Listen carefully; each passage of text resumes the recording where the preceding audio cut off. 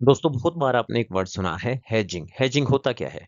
दोस्तों बिजनेस और इन्वेस्टमेंट में होने वाली नुकसान से बचने के लिए एक स्मार्ट इंश्योरेंस हम इसे कह सकते हैं। जैसे अगर आपको एक जगह से नुकसान हो और दूसरी जगह से उसकी भरपाई कर सके, इसी को हेजिंग कहते हैं। दोस्तों एक एग्जांपल से समझ लेते हैं। मान लो आपकी एक छतरी की दुकान है और आपका डर है कि अगर इस साल बारिश नहीं हुई तो आपकी छतरियां नहीं बिकेंगी और आपको भारी नुकसान होगा। आप हेज करते हैं। हेज क्या करते हैं? आप छतरियों के साथ-साथ सनस्क्रीन और कूलर्स भी रख लेते हैं। रिजल्ट क्या हुआ? अगर बारिश नहीं हुई, आपकी छतरियाँ नहीं बिकी, तो सनस्क्रीन और कूलर खूब बिकेंगे। इट मीन्स एक तरफ का जो आपका नुकसान हुआ और दूसरी तरफ के फायदे में बैलेंस हो जाएगा। इसी को हेजिंग कहते हैं। दोस्तों शेयर मार्केट के एग्जांपल से हम समझते हैं कि हेज होता क्या है। सिनेरियो ये है कि आपने ₹1000 के शेयर खरीदे, लेकिन आपको डर है कि अगले हफ्ते बुरी खबर आने से दाम गिर सकते हैं। तो सबसे पहला आप क्या करेंगे कि पुट ऑप्शन आप खरीद लेते हैं। पुट ऑप्शन मतलब कि एक तरीका एग्रीमेंट है कि मैं अपने शेयर को 1000 में ही सेल करूंगा। हुआ क्या कि मार्केट गिरा और शेयर ₹800 पे आ गया, 200 का नुकसान। लेकिन आपके पास एक एग्रीमेंट है, ऑप्शन आपने खरीद रखा है, उसमें आपने कह रखा है कि 1000 में ही मैं बेचूंगा। आपने अपने ₹200 बचा लिए। मीन्स ये एक सेफ गार्ड, ये एक इंश्योरेंस की तरह काम करता है। दोस्तों हमारे पास 2 रियल लाइफ एग्जांपल है। ज्वेलर्स। मान लो किसी ज्वेलर के पास बहुत सारा सोना है। उसे ये डर है कि सोने की कीमतें गिर सकती है, तो वो मार्केट में जाके गोल्ड को शॉर्ट सेल कर देगा।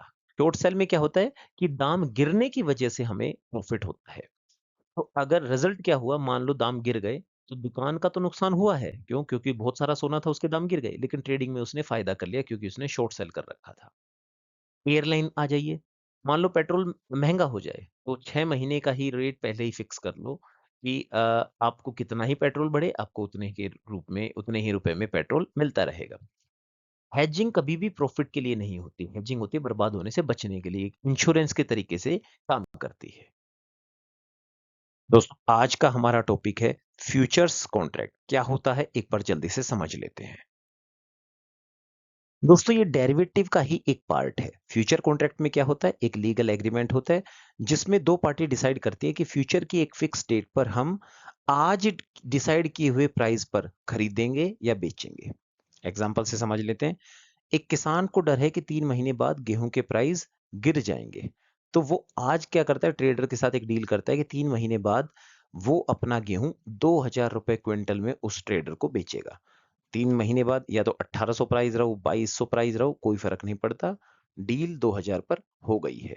तो प्राइस फॉल का जो रिस्क था वो किसान ने अपना लॉक कर दिया। फ्यूचर कॉन्ट्रैक्ट्स जो होते हैं वो स्टॉक एक्सचेंजेस पर भी ट्रेड होते हैं। तो ये स्टैंडर्डाइज और रेगुलेटेड होते हैं। दोस्तों एक बार इसके की फीचर देखते हैं। हर फ्यूचर कॉन्ट्रैक्ट एक स्पेसिफिक मैच्योरिटी डेट तक होता है, जैसे कि थर्सडे तक है, या फिर एक मतलब कि एक फिक्स्ड एक्सपायरी डेट उसकी होती है। स्टैंडर्डाइज कॉन्ट्रैक्ट है, इसकी क्वालिटी, क्वांटिटी, डिलीवरी टर्म्स सब कुछ पहले से फिक्स्ड होती है, तो कोई नेगोशिएशन नहीं होती। स्टॉक एक्सचेंज पर ये ट्रेड होता है, इसलिए काउंटर पार्टी रिस्क कम होता है। मार्जिन मनी, पूरा अमाउंट आपको देने की जरूरत नहीं है, सिर्फ एक छोटा सा मार्जिन 10 to 15% देकर आप पोजीशन ले सकते हैं। ये काम कैसे करता है एक बार इसको भी समझ लेते हैं। स्टॉक मार्केट का एग्जांपल लेते हैं, रिलायंस फ्यूचर्स का। आज रिलायंस का शेयर प्राइस है ₹1400। आपको लगता है 1 महीने बाद बढ़ेगा, तो आप 1 महीने का फ्यूचर कॉन्ट्रैक्ट खरीदते हैं और वो एक्सपायरी पर 1500 का हो जाता है, वो जो शेयर है, तो आपको ₹100 का प्रॉफिट हो गया। इसके फायदे क्या हैं? फायदे हैं कि आप प्राइस रिस्क से प्रोटेक्शन, एक हेजिंग हो जाती है आपकी। दूसरा क्या है, कम पैसे में आप बड़ी पोजीशन ले सकते हैं, लिवरेज मिलता है आपको। ट्रांसपेरेंट और रेगुलेटेड ट्रेडिंग होती है क्योंकि ये स्टॉक एक्सचेंज पर अवेलेबल होता है। रिस्क क्या है? लिवरेज से लॉस बड़ा भी हो सकता है, ये बहुत बड़ा रिस्क है। इसीलिए वारेन बफेट इसे कहते थे weapon of mass destruction, financial market का एटम बम है ये। मार्जिन कॉल का प्रेशर होता है और मार्केट वोलेटिलिटी का हाई इंपैक्ट होता है। याद रखें फ्यूचर कॉन्ट्रैक्ट जो होता है वो फ्यूचर का प्राइस आज फिक्स करता है ताकि रिस्क को कंट्रोल किया जाए। डेरिवेटिव है ये एक। दोस्तों जल्दी से बात करते हैं डेरिवेटिव के ही एक और टाइप, ऑप्शन कॉन्ट्रैक्ट के बारे में। दोस्त ऑप्शन कॉन्ट्रैक्ट एक तरीके का एग्रीमेंट है। कैसा एग्रीमेंट है? इसमें आपको एक फिक्स एसेट को फ्यूचर में खरीदने या बेचने का राइट मिल जाता है। राइट मिलता है दोस्तों, ओब्लिगेशन नहीं है कि आपको करना ही पड़ेगा। आपको बस एक छोटा-सा प्रीमियम पे करना है और आपको ये राइट मिल जाता है कि आप एक फिक्स्ड प्राइस, जिसको हम स्ट्राइक प्राइस भी कहते हैं, उस पर या तो खरीद लो या बेच लो। 2 तरीके के ऑप्शन खरीद सकते हैं हम। पहली बात करूँगा का कॉल ऑप्शन के बारे में। खरीदने का राइट, राइट टू बाय। आपको लगता है प्राइस बढ़ेगा तो आप कॉल ऑप्शन खरीद लेते हो। स्टॉक है ₹100 का, आप ₹100 में स्ट्राइक प्राइस ₹100 हो गया, खरीद लेते हो। ₹120 अगर का इसका स्टॉक का प्राइस हो जाए तो आपको ₹20 का प्रॉफिट हो जाता है। पुट ऑप्शन कब खरीदते हो? बेचने का राइट, राइट टू सेल, जब आपको लगता है प्राइस गिरेगा। 100 का स्टॉक है, आपने 100 का स्ट्राइक प्राइस पे खरीदा, प्राइस हो गया ₹80, घट गया, इट मीन्स आपको ₹20 का प्रॉफिट हो गया। ऑप्शन बायर सिर्फ राइट होता है हमारे पास, ऑब्लिगेशन नहीं कि आपको खरीदना ही पड़ेगा या बेचना ही पड़ेगा। और अगर लॉस इसमें क्या हो सकता है? सिर्फ प्रीमियम का लॉस हो सकता है। हालांकि हमने जो प्रीमियम दिया है सिर्फ उसका हमें लॉस बियर करना पड़ सकता है। अगली स्लाइड में क्लियर करते हैं। दोस्तों, ऑप्शन कॉन्ट्रैक्ट खरीदने के लिए हमें एक छोटी सी फीस देनी पड़ती है, जिसे प्रीमियम कहते हैं। ये नॉन रिफंडेबल होती है। स्ट्राइक प्राइस क्या होता है? जिस प्राइस पर आप एसेट्स खरीदने बेचने का राइट मिलता है, ये स्ट्राइक प्राइस हो गया। एक्सपायरी, हर ऑप्शन की एक एक्सपायरी डेट होती है, उसके बाद ऑप्शन वर्थलेस हो जाता है। लिमिटेड रिस्क, बायर को मैक्सिमम लॉस क्या हो सकता है? उसका प्रीमियम खत्म हो सकता है, मतलब उसका प्रीमियम तक का ही लॉस हो सकता है, इससे ज्यादा लॉस नहीं हो सकता। दोस्तों, एक काम कैसे करते हैं एक बार देख लेते हैं। मान लो टीसीएस का एक स्टॉक है जिसका प्राइस है 3,500। ठीक है, आपको लगता है प्राइस बढ़ेगा, आप क्या करते हो? कॉल ऑप्शन लेते हो। ₹50 शेयर का कॉल ऑप्शन आप लेते हो। आपने देखा जब वो एक्सपायर हुआ तो 3700 प्राइस है, 3700। आपने 3500 में खरीदा था, मतलब कि ₹200 पर शेयर आपको प्रॉफिट हुआ। ₹50 आपका प्रीमियम था, इट मीन्स आपको ₹150 पर शेयर का एक्चुअल प्रॉफिट हुआ है। फायदे क्या है इसमें? आपको लिमिटेड रिस्क है। लिमिटेड रिस्क मतलब आपको प्रीमियम ही जा सकता है, इसके अलावा कोई रिस्क नहीं है। लेकिन पोटेंशियल अनलिमिटेड प्रॉफिट कमाने का इसमें होता है।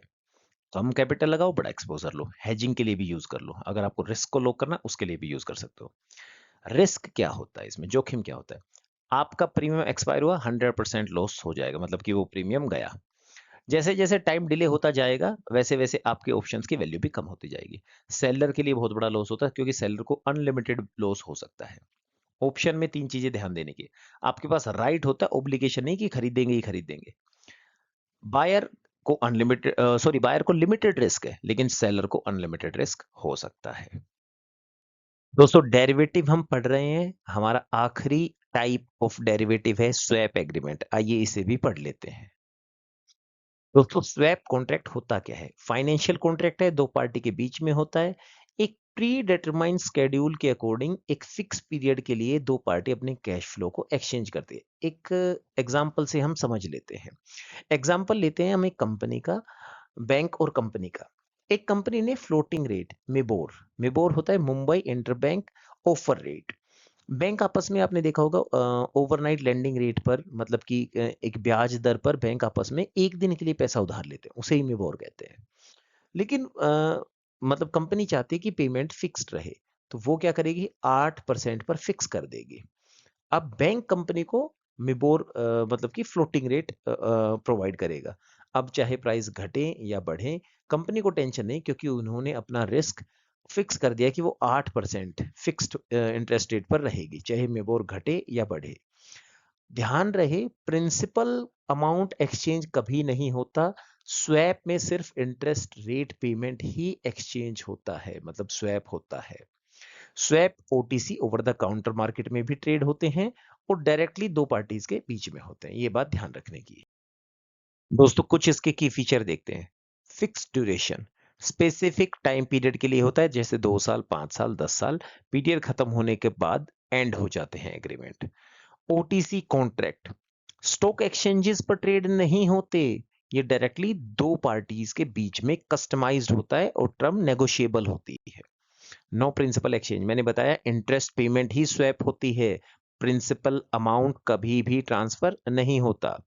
यही इसको इफिशिएंट बनाता है। काउंटर पार्टी रिस्क, क्योंकि ओटीसी है इसलिए काउंटर पार्टी डिफॉल्ट का रिस्क तो रहेगा। अगर एक पार्टी डिफॉल्ट करे तो दूसरी पार्टी को लॉस हो सकता है।